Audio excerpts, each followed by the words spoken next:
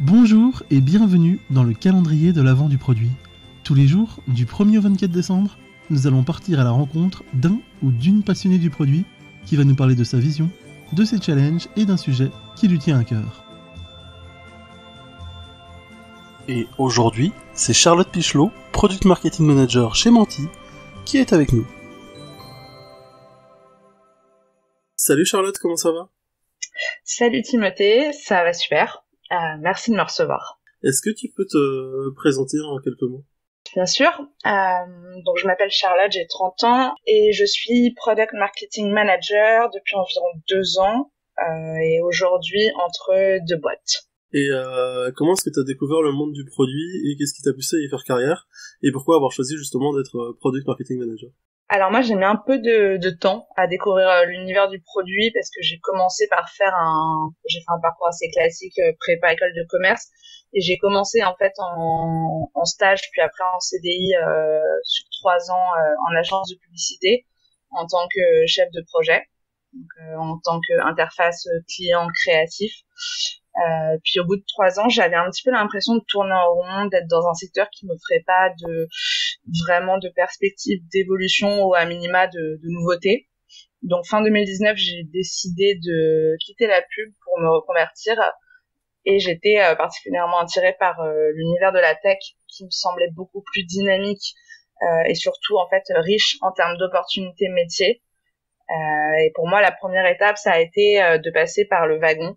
Pour ceux qui connaissent pas, c'est un bootcamp pour apprendre à coder de manière intensive en 9 semaines.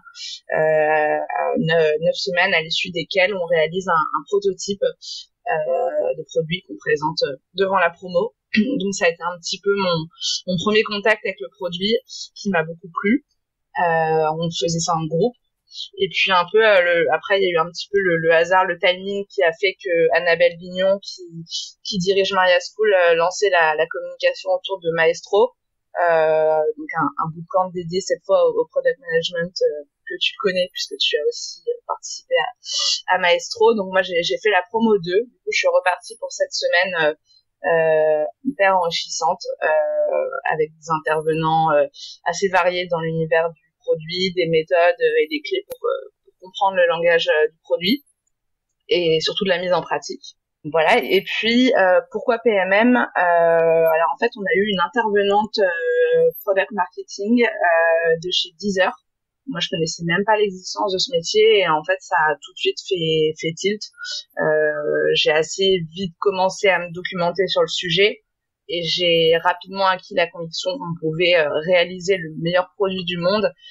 Si personne n'entendait parler sur le marché, c'était d'une certaine manière c'était vain. Donc je me suis orientée vers le PMM et puis moi j'ai eu cette tendance aussi à beaucoup parler à des gens, vouloir parler à des gens. Donc je suis contactée d'autres PMM sur LinkedIn. Notamment Claire Boisseau qui était chez Spendesk jusqu'il y a peu je crois et qui m'a vraiment transmis sa passion pour le métier. Donc c'est notamment grâce à des gens comme ça aussi que je me suis orientée vers le product marketing. Trop bien. Donc du coup ouais, c'est presque un hasard mais qui t'a fait rendre compte que c'était vraiment ça que tu voulais faire et ce qui te plaisait au final dans le produit. Complètement, ouais. Et du coup, jusqu'à il y a peu de temps, tu étais Product Marketing Manager chez Open Classroom. Et là, tu rejoins en janvier Menti en tant que première PMM. C'est ça. Est-ce que tu peux nous expliquer ce que fait Menti et quel challenge tu viens y relever ? Alors, Menti, c'est une start-up d'un peu moins de 50 personnes, une start-up de GovTech, donc contraction de gouvernement et technologie, qui est spécialisée dans le développement de solutions logicielles pour les administrations publiques. Donc plus concrètement, en fait, la mission elle est d'aider le service public à se moderniser et à prendre des décisions plus efficaces. Alors comment ils font ça ? Menti développe des outils de visualisation de données et d'aide à la décision spécialement conçus en fait. Alors au départ principalement pour les collectivités territoriales et au fur et à mesure de manière plus large pour les administrations publiques. Ça va en s'élargissant. L'idée, c'est vraiment de pouvoir proposer aux administrations un outil clé en main parce que pour pouvoir visualiser la data selon le poste qu'ils occupent dans l'administration publique, parce qu'il y a plein de postes différents et tout le monde n'a pas besoin de voir les mêmes chiffres. Donc ça, c'est une richesse de l'outil Menti. Et c'est surtout que aujourd'hui, le secteur public, on va pas se mentir, il est quand même assez en retard sur l'aspect tech. Et donc, les salariés du secteur public perdent un temps fou à collecter la data, ensuite à l'agréger entre services avec des risques d'erreur. Et c'est là que Menti, en fait, vient résoudre un vrai point de friction. Puisque il y a plus cette perte de temps et ce risque d'erreur, et ce temps gagné finalement il permet aux administrations de prendre de meilleures décisions. Et puis en fait, comme c'est aussi pour ça moi que j'ai rejoint Menti, le service public sert l'intérêt général, et pour moi travailler au quotidien et avoir un impact sur la vie des citoyens, c'était quelque chose d'hyper valorisant pour moi. Et du coup, qu'est-ce que tu comptes mettre en place à ton arrivée chez Menti, vu que tu seras la première PMM là-bas? Il va y avoir deux aspects. Mon objectif chez Menti, ça va être de démontrer, ça c'est vraiment la finalité, de démontrer la valeur de nos produits auprès de notre cible actuelle, qui sont, comme je disais, principalement les collectivités territoriales, et aussi de développer notre positionnement auprès de nouveaux types d'administration publique pour notre expansion. Ça va être également d'approfondir la communication pour chacun des personas, de bien connaître les cas d'usage pour délivrer des messages impactants, et de réfléchir du coup à une communication pour de nouveaux marchés. Et en fait, je pense que la première chose que je vais devoir faire, ça va être de devenir une experte du marché du secteur public. Et ça, je vais pouvoir le faire en collaboration étroite avec les sales et les customer success. Et c'est une collaboration, je pense, qui fonctionnera dans les deux sens, puisque moi, je vais avoir besoin de leur retour et de leurs insights clients, prospects, pour pouvoir remonter au produit des informations. Et inversement, je vais devoir travailler la communication autour de nouvelles features, potentiellement de nouveaux produits venant des équipes tech, pour donner par exemple des éléments de langage aux sales pour qu'ils soient parfaitement à l'aise lorsqu'il s'agit de vendre le produit. Et justement, tu parlais du coup de collaboration et de s'adresser au secteur public. Comment est-ce que ça change la manière de faire du produit, et comment est-ce qu'on s'adapte justement au secteur public?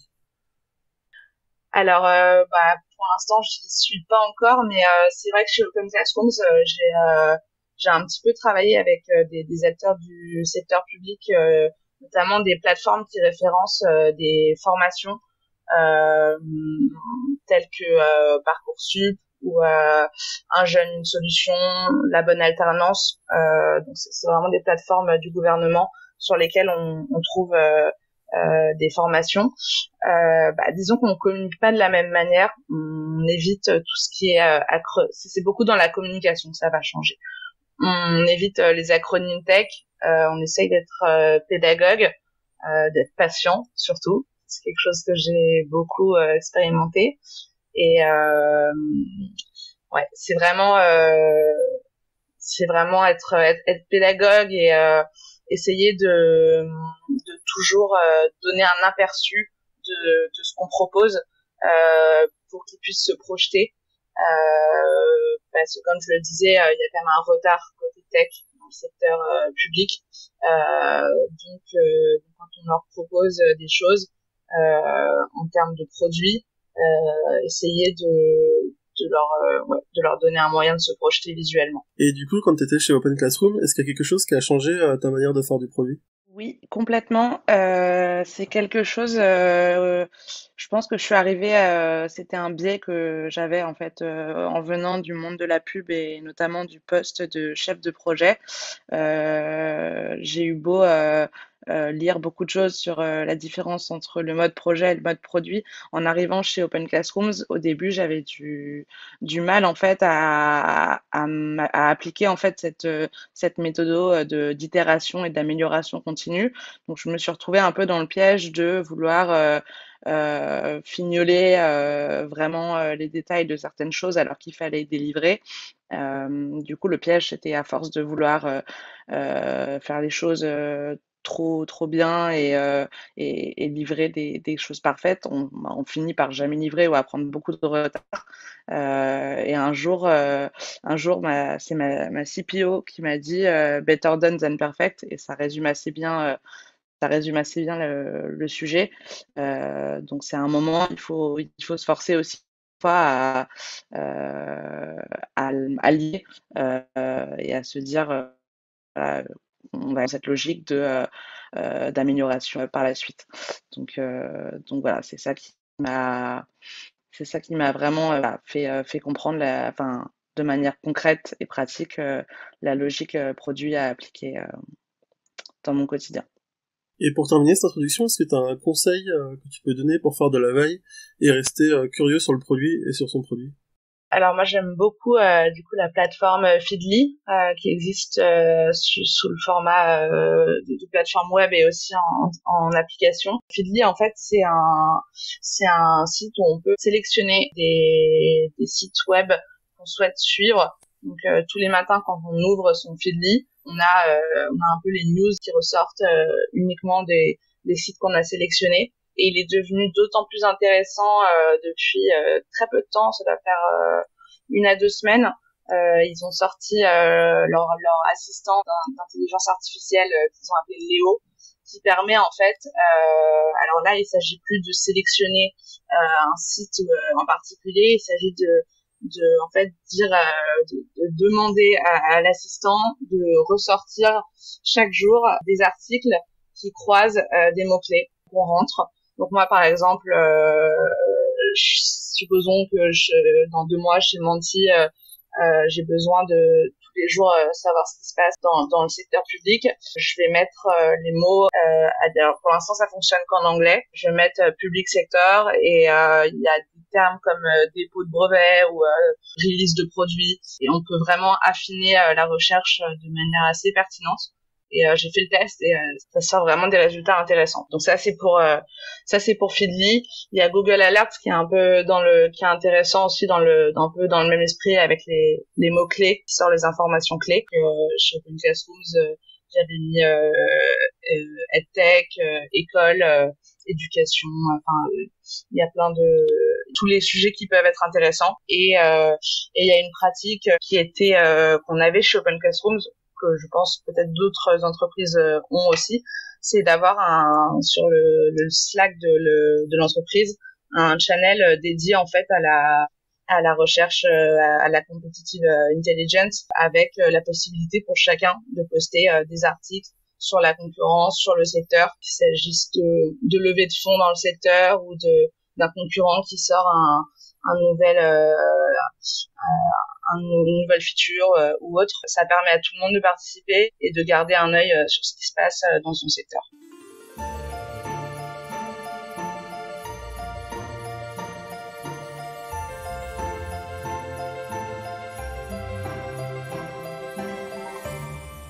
On passe maintenant à la deuxième partie qui concerne plus ta vision du produit. Et une question que j'aime bien poser à chaque fois, c'est quel conseil est-ce que tu donnerais à quelqu'un qui se lance dans le produit aujourd'hui? Alors moi, ce sera un conseil dans le choix de l'entreprise qu'on va rejoindre. Je pense qu'il faut pas forcément foncer sur une entreprise uniquement parce que le produit nous plaît. Je pense qu'il y a pas mal de questions à se poser en amont, notamment déjà sur la description du poste. Moi, je sais que même en product marketing, j'ai pu voir des offres qui s'intitulaient Product Marketing Manager qui en fait étaient simplement des postes de marketing pur dans le département marketing et qui qui travaillaient pas forcément du tout avec le produit. Donc bien identifier le poste, ce qui se cache à l'intitulé du poste précisément, et ne pas hésiter à creuser un entretien sur quelle est l'organisation de la boîte, est-ce que ça va me convenir ou pas. Est-ce que il y a plein d'aspects en fait aujourd'hui les boîtes de tech, on a des boîtes qui sont en full remote, d'autres hybrides, d'autres beaucoup plus dans le présentiel. Vraiment se poser beaucoup de questions avant d'intégrer une entreprise. Et après, c'est sûr que, comme je le disais, moi, par exemple, pour moi, c'est important de travailler sur un produit à impact. C'était le cas chez Open Classrooms, ça va être le cas chez Menti. C'est toujours mieux forcément de travailler sur un produit qui nous plaît, mais je pense que ça peut pas être la seule condition. Et toi, à titre personnel, est-ce qu'il y a quelque chose que tu aurais aimé savoir avant de te lancer justement dans le métier de PMM? Alors, je continue à le constater, hein, mais c'est vrai que aujourd'hui on a des écoles du produit, ce qui n'existait pas il y a 5-6 ans.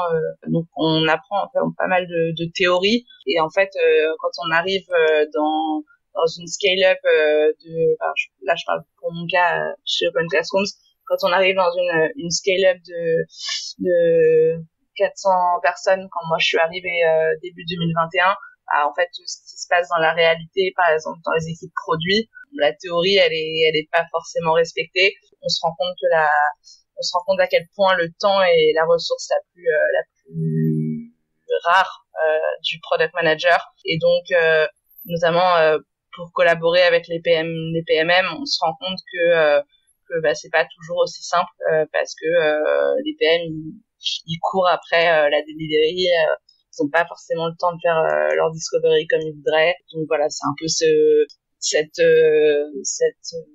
remise en question de la théorie qu'on peut apprendre dans des formations classiques.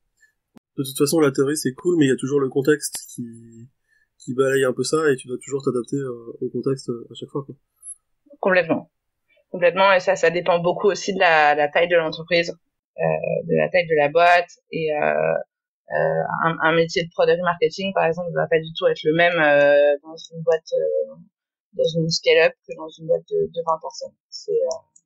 Et souvent d'ailleurs dans les plus petites boîtes, en général jusqu'à 20-30 personnes, il n'y a pas de product marketing, c'est les PM qui font tout en fait. On peut trouver des matrices avec tout le scope du métier de product marketing, mais c'est pas forcément valable pour toutes les boîtes. Et toi, comment est-ce que tu vois le monde du produit évoluer? Comme je disais, je trouve qu'aujourd'hui on a des écoles du produit. Je parlais moi je suis la première concernée, donc en parlant de Maestro, où je sais qu'il y a Noé également. Chez Open Classrooms, on propose un parcours product manager. Il y a 10 ans en fait, et ça on l'entend dans certains podcasts, et je pense qu'on sent un peu la différence entre les différentes générations. Il y a des gens qui font du produit en fait depuis 30 ans, et à l'époque le produit portait même pas son nom. Donc c'est intéressant de voir qu'aujourd'hui on formalise un peu l'apprentissage du produit, et donc c'est assez intéressant de comparer. Et puis il y a de plus en plus de littérature sur le sujet et de débats. Quand on voit sur LinkedIn la communauté produit, moi qui viens d'agence de pub, quand je suis arrivée dans le produit et que j'ai vu la facilité avec laquelle on pouvait communiquer entre personnes du produit, j'ai trouvé ça super, et je trouve que ça ne fait qu'aller dans le bon sens. C'est principalement ça que j'observe. Et du coup, pour toi, qu'est-ce qui fait une bonne équipe produit? Est-ce qu'il vaut mieux une équipe qui soit constituée d'experts, ou au contraire constituée de profils polyvalents? Et par extension, qu'est-ce qui fait un bon product marketing manager? Pour moi, une bonne équipe produit, c'est une équipe qui communique bien, notamment parce que en fait, on a besoin de savoir quelles sont les priorités.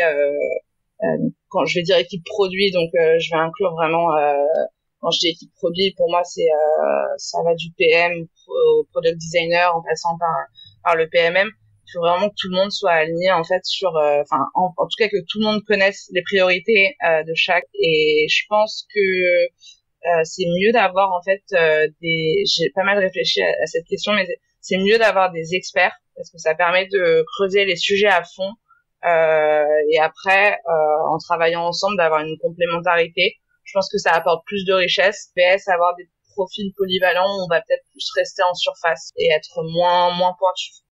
Et par rapport à un bon product marketing manager? Un bon product marketing manager, c'est quelqu'un qui garde les yeux rivés sur sur l'évolution de son produit, qui parle à ses utilisateurs ou à défaut aux sales ou au customer success, qui garde un œil vraiment sur le produit, potentiellement sur de nouveaux use cases pour explorer les opportunités et les limites du produit, pas s'endormir en fait ou commencer à avoir une vision biaisée de son produit. Pour moi, c'est ça, et puis c'est quelqu'un qui va chercher l'information que ce soit dans la recherche sur les concurrents, comme auprès des product managers dans la documentation produit pour pouvoir expliquer en interne telle ou telle fonctionnalité. Il faut vraiment pouvoir aller fouiller partout et aller gratter l'information en fait qu'on ne donne pas forcément sur un plateau.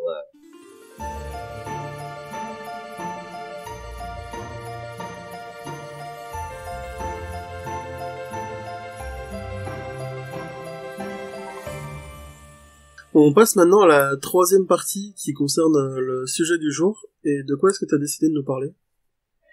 Alors, moi, je voulais parler de la matrice impact effort. D'accord. Et pourquoi avoir choisi de parler de la matrice impact effort? Parce qu'elle m'a pas mal aidée dans mon travail et aussi dans ma vie perso. Et en fait, c'est un outil de priorisation parmi tant d'autres dans le monde de la tech qui me permet à moi de définir mes priorités de manière structurée et que je trouve vraiment facile à utiliser. Et est-ce que tu peux nous en dire un peu plus du coup sur la manière dont tu l'utilises? Alors concrètement, peut-être la présenter de manière assez théorique, même si elle est assez répandue et connue. Alors moi j'utilise l'outil Miro pour m'en servir. Concrètement, ça se présente sous la forme d'un diagramme. En abscisse, on a l'impact des tâches qu'on va mener, et en ordonnée, on a l'effort demandé pour réaliser ces tâches.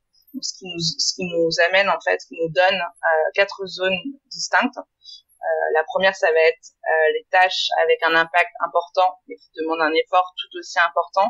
Donc ça, pour moi, ça va être le travail de fond, les tâches à mener en continu par exemple sur un trimestre. Donc c'est vraiment c'est vraiment le fond. Après, on va avoir la zone avec les tâches à fort impact mais avec un effort moindre. Donc là, on va être tenté de tous les passer en premier parce que c'est ce qu'on appelle un quick win. Ça demande peu de temps, peu de réflexion parfois, et ça permet d'avoir de l'impact. Donc ça, c'est forcément tentant de les faire passer en priorité. Ensuite, on a les tâches avec peu d'impact mais peu d'effort également. Donc ça va plus être potentiellement des tâches pour combler des trous quand on a un peu de temps. Et en dernier, on a les tâches avec peu d'impact mais qui demandent un gros effort. Et là, honnêtement, comme je le disais tout à l'heure, je pense vraiment que la ressource la plus rare pour quelqu'un qui travaille dans le produit, c'est le temps. Donc souvent, ces tâches, si elles se retrouvent là, c'est qu'elles vont passer à la trappe. Et tu disais du coup qu'on pouvait être tenté de faire passer les quick wins en premier et de tous les faire passer. Quand tu dis tenter, ça veut dire que c'est pas la bonne solution à faire ou au contraire, c'est ce que tu fais au quotidien? Je pense que il faut pas s'en priver parce que ça apporte de la valeur pour un effort moindre, comme je le disais, mais il faut pas que ça prenne le dessus sur le travail de fond. L'être humain est forcément attiré par quelque chose qui va avoir un super impact en travaillant un peu moins que de rester sur des tâches, on va dire, un peu plus, comme je disais, du travail de fond, les tâches avec un effort important. C'est essayer de jauger en fait pour équilibrer. Il faut en faire passer dès qu'on peut, des quick wins, mais il faut pas que ça empiète sur le travail de fond, sinon on reste sur quelque chose de superficiel en fait. Et du coup, tu disais que tu utilisais professionnellement mais aussi au quotidien. Est-ce que tu as des exemples? Ça peut être pour de l'administratif, ça a pu être pour quand je faisais ma recherche d'emploi, après sur des projets personnels de rédaction de blog, ça m'est arrivé aussi de le faire. Donc vraiment dans pas mal de domaines, dans le sport, c'est assez large en fait. je peux m'en servir un peu pour tout. Et comme je disais avec Miro, cette manière un peu ludique des post-it permet c'est très malléable, c'est modulable, donc c'est assez sympa à utiliser. Et est-ce que tu as un exemple chez Open Classroom de quelque chose qui aurait été compliqué de faire justement sans cette matrice? Oui, alors j'ai un exemple vers la fin de mon expérience chez Open Classrooms. Moi, je travaillais pas mal sur des sujets de content et j'étais en charge de m'attaquer un peu au référencement de nos formations sur les plateformes publiques gouvernementales, telles que il y a Un jeune, une solution, La bonne alternance pour ceux qui connaissent, Parcoursup. En fait, c'est toutes les plateformes gouvernementales où on peut retrouver plein de formations. Et nous, on était complètement absents. Et en faisant ma discovery du sujet, je me suis rendu compte que chaque plateforme avait ses petites spécificités. C'est-à-dire que donc il y avait un back-office commun pour l'ensemble des plateformes, mais il y avait des délais et des conditions de publication très différentes selon les plateformes. Donc un exemple de l'utilisation de la matrice impact-effort dans cette expérience, ça a été de me dire par quelle plateforme je vais commencer, laquelle est plus fréquentée, où est-ce qu'on va apparaître le plus vite. Donc en fait, où est-ce que je consacre le plus de temps et d'efforts pour qu'on ait vite de la visibilité et de l'impact et après de la conversion derrière. Donc ça, c'était pour la partie contenu. Mais il y avait aussi le sujet du funnel de conversion depuis ces plateformes qui restait qui restait la finalité du sujet parce que l'idée c'était quand même que au-delà de la visibilité, les gens achètent nos formations. Et sur Parcoursup, par exemple, il y avait un sujet compliqué à traiter, à savoir que même si on arrivait à être visible chez eux, ce qui était déjà compliqué, en fait, il fallait que les étudiants, il allait falloir que les étudiants en fait s'inscrivent via Parcoursup et non via la plateforme Open Classrooms. Là où sur d'autres plateformes publiques, on pouvait rediriger vers chez nous, sur Parcoursup, c'était pas quelque chose d'envisageable dans leur politique. Donc là, en fait, il s'agissait là, on était plus sur un sujet tech où il allait falloir impliquer plus le produit. Et donc, il s'agissait aussi de mesurer la priorité de Parcoursup au sein de toutes les plateformes avant de venir solliciter le produit qui avait pas forcément, c'était pas forcément anticipé sur la roadmap. Il y avait pas forcément de bande passante. Donc ça m'a permis aussi en échangeant avec les interlocuteurs de Parcoursup, en échangeant avec le produit, de mesurer un peu eux ce que ça représentait comme impact, comme effort pour eux, pardon, pour aussi jauger où est-ce que je mettais ce niveau de priorité. Donc ça peut aider aussi quand on travaille avec d'autres personnes de bien comprendre aussi l'effort que ça leur demande à eux. Donc voilà un exemple assez concret d'utilisation de la matrice, mais je continue en fait sur le long terme à me l'approprier et j'ai malgré tout fait des erreurs, notamment sur ce projet-là, avec du temps passé sur beaucoup de rédaction de fiches formation pour la bonne alternance, par exemple, alors qu'en fait, le site était en version bêta et que je me suis rendu compte que c'était un système de référencement basé sur la localisation, donc pas du tout favorable pour une école en ligne comme Open Classrooms. Donc, ça m'arrive encore de faire des erreurs où là, j'ai passé beaucoup de temps sur finalement quelque chose qui n'a pas eu d'impact parce qu'on était mal référencé, mal représenté sur la bonne alternance. Donc, c'est quelque chose que je continue à m'approprier en fait au fur et à mesure des expériences. Il y a beaucoup de frameworks de priorisation qui existent. Quel est pour toi l'avantage d'utiliser la matrice impact-effort par rapport au RICE ou au Moscow? C'est principalement parce que je la trouve simple. Je la trouve simple d'utilisation. Après, pour moi, la matrice RICE, c'est un peu une matrice impact-effort plus poussée, on va dire, avec notamment la notion de reach. Donc, peut-être que j'y passerai plus tard. Pour l'instant, je la trouve plus compliquée. Et la méthode Moscow, en fait, ça m'est arrivé de l'utiliser notamment, mais plus dans un contexte de département product marketing sur notre page Notion commune, par exemple. Mais je trouve ça plus difficile, en fait, moi, j'ai toujours envie de passer toutes les tâches en must-have, sauf qu'en fait, on n'a rien pour contrebalancer et se dire, oui, en fait, on pourrait tout mettre en must-have, mais qu'est-ce qui fait que, de manière réaliste, on pourra pas les avoir tous, en fait. Je trouve que le Moscow manque de cet effet effort qui vient contrebalancer et aider à la prise de décision. Et pour terminer, est-ce que tu aurais 3 conseils que tu peux partager pour justement tirer au mieux profit de la matrice impact effort?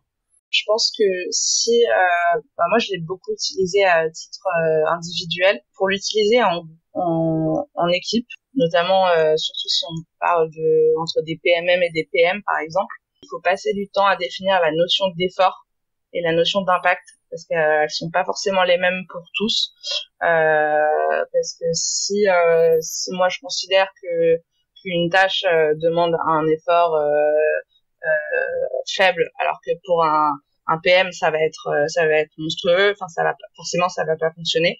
Donc c'est d'abord passer du temps à jauger et à voir si on arrive à s'aligner sur les notions d'effort et d'impact. Et puis moi je conseillerais d'utiliser un outil commun. C'est Miro moi dans mon cas, mais il y en a plein d'autres.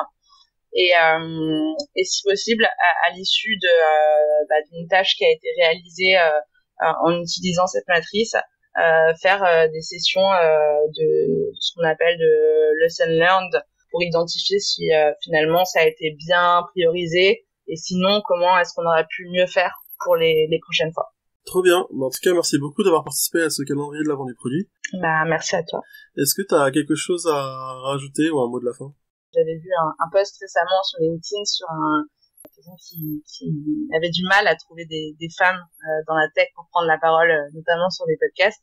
Et voilà, je veux simplement dire que c'était dommage qu'il y ait encore cet écart de genre. Moi, par exemple, récemment, j'ai écouté un podcast sur Product Squad qui s'appelait Créer la singularité de son produit. C'était Amandine Dur qui est CPO chez Back Market. Et en l'occurrence, c'est sur les 3 derniers mois, c'est un des podcasts qui m'a le plus marqué et qui m'a le plus aidé. Donc je pense que c'est important qu'on ait plus de femmes qui prennent la parole. C'était le dernier épisode du calendrier de l'avant du produit, ou du moins de sa première édition. J'ai adoré cette expérience, même si c'était beaucoup plus de travail que ce que j'imaginais au départ. C'était intense, tenir un épisode par jour pendant 24 jours, c'était compliqué. Ça s'est fait, mais il a fallu prioriser beaucoup de choses, du coup c'était pas parfait. Si c'était à refaire, il y a plein de choses que j'itérerais et que j'améliorerais, mais en tout cas, merci de lui avoir laissé une chance. Et je remercie surtout les participants de s'être prêtés au jeu. J'ai appris beaucoup de choses pendant ces 24 épisodes, j'ai été pas mal inspiré par justement tous ces passionnés du produit qui se sont relayés au fil des 24 jours, et j'espère que vous aussi. Du coup, je me dis, pourquoi pas refaire ce calendrier de l'avant du produit l'année prochaine, et peut-être continuer ces rencontres tout au long de l'année pour continuer à apprendre et à échanger sur le produit, mais à un rythme beaucoup moins soutenu, peut-être 1 fois par mois, 2 fois par mois, je sais pas. Et peut-être aussi explorer d'autres formats. On se tient au courant pour voir comment ça évolue.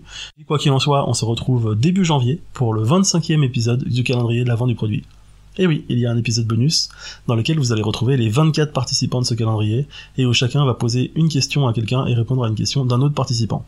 Si vous voulez être tenu au courant des futurs podcasts et recevoir un récap et un résumé de tous les épisodes du calendrier de l'avant par email, n'hésitez pas à rejoindre la newsletter d'Afternoon sur calendrier.afternoon.pm. D'ailleurs, tous les épisodes restent disponibles sur calendrier.afternoon.pm. Avant de clore ce calendrier, je tiens à remercier les 24 participants qui ont été incroyables. La fin d'année, c'est un moment où c'est le rush, et pourtant ils ont tous trouvé un moment pour participer. Merci aussi à Maestro, la formation en product management, qui m'a appris beaucoup de choses sur le produit, et qui a aussi donné de la force à ce podcast. Donc merci Juliette, Héloïse, Osvan, Flavie, Annabelle, Shana et tous ceux que j'oublie. Merci aussi à Christelle Choua et Louise Berrotte pour leur aide dans les phases de préparation de certains épisodes, et merci à Philippe Larocque et Flavie Janu pour leurs précieux conseils. Et enfin, merci à vous pour avoir écouté ce podcast et lui avoir laissé une chance. Joyeux Noël! Et voilà, le calendrier de l'avant du produit est maintenant terminé. J'espère que vous l'avez apprécié. Et on se retrouve en janvier pour un épisode bonus avec tous les participants. D'ici là, je vous souhaite une très bonne fin d'année et de joyeuses fêtes. À très vite!